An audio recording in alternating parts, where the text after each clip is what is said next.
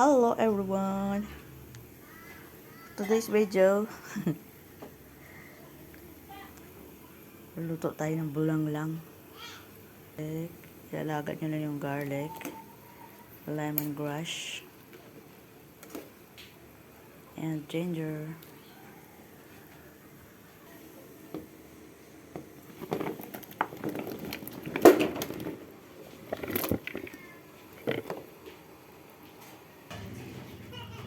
Parang luto na tong ating talong, okra, at kalabasa.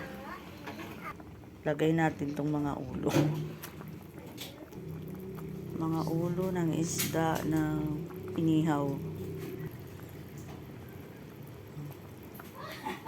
Lagay natin yung lutuin natin tong saluyot natin. So, this is it.